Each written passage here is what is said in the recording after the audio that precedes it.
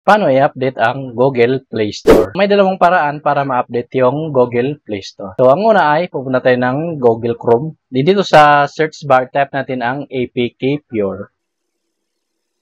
Then, i-click lang tong apkpure.com.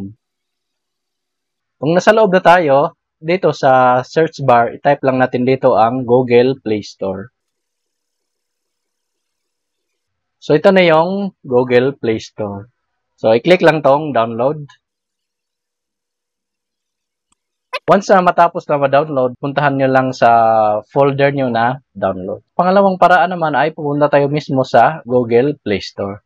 Din dito sa profile pic, click lang natin. Then, i-click itong settings. Then, i-click itong about. Then, dito sa Play Store version, i-click lang tong update Play Store.